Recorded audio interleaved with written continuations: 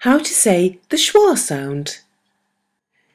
This is the most important vowel sound that you'll have to learn when you're learning to speak English. It is the mid-central neutral vowel, and it is the most common vowel sound. Native speakers have never heard of it because we're not actually taught about the sounds and grammar of our own language. But foreign learners will have come across this in their phonetics lessons, their pronunciation classes. This vowel is used when the English word has a syllable that is not stressed, and certain other rules apply. And so, if you were going to say of on its own and stress the word, you'd say of. But if you were saying of in a sentence, would you like a cup of tea, you'll notice that I'm saying of. Also, I don't say a cup of tea, I say a cup of tea. Would you like a cup of tea? Learning to say this sound and learning where the stress patterns are found in English will really make your speech sound natural.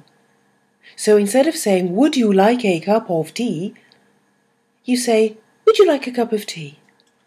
In order to say this sound, you simply let your mouth relax slightly open, like this.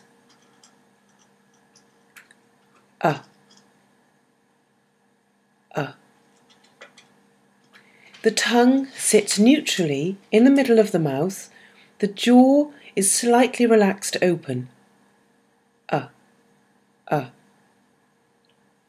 Native speakers generally cannot distinguish this sound from the sound that we have in cup, which is slightly higher up in the mouth.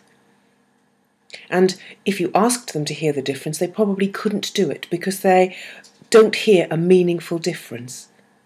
But it's important to make sure that the most common vowel sound in English, is pronounced correctly. Just repeat after me. A cup of tea. A cup of tea.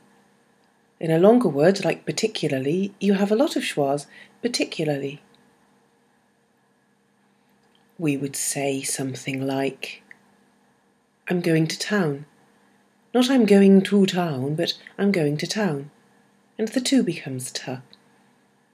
So you have to learn the stress pattern of the word and where the schwa is placed in order to be able to sound like a natural, native speaker of British English.